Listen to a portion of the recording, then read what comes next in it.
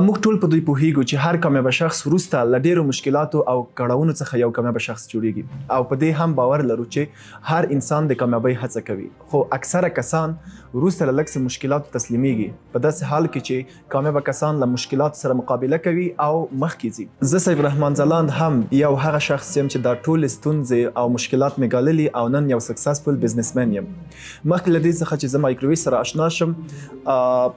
په دې هڅه کې وم او په دې فکر کې وم چې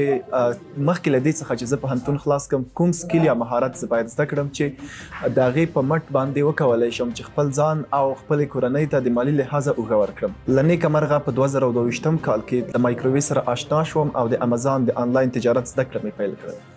چې نن الحمدلله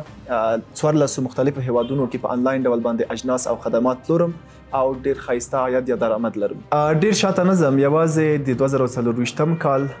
د امازان یا آنلاین تجارت څخه زما هغه لاسته راوړنې غواړم تاسو سره شریکې کړم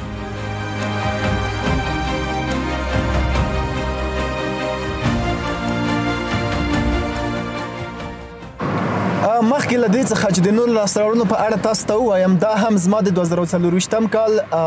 د امازان یا آنلاین تجارت څخه د لاسته راوړنو یو بیلګه ده چې د نورو همدا ډول لاسته راوړنو لپاره تاسو زما سکرین لیدلی شئ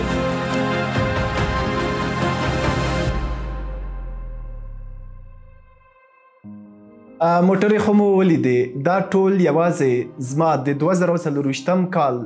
د هغه فروشاتو چې اوس په سکرین باندې سکرول اپ سکرول ډاون کیږي پایلې دي په لنډو ټکو کې ووایم دا کوم څه چې تاسو ولیدل دا ټول زما د تیر کال د زحماتو پایلې دي په دې باندې موږ باید ځان پوه کړو چې هر کامیابه کس وروسته له ډېرو مشکلاتو او کړاوونو یو کامیابه کس جوړیږي هر فرصت ته باید د شک په نظر ونه کتل شي هر فرصت ته موږ باید د چانس په نظر وګورو ما خپله هم له افغانستان څخه له صفر څخه شروع وکړل اما نن الحمدلله یو سکسسفل بزنسمن یم که تاسې هم غواړئ زما په شان باندې یو کامیابه شخص اوسیږئ همدا نن هدف وټاکئ پیل یې کړئ کار وکړئ چې د پیل لپاره یې مایکروویو یو غوره انتخاب دی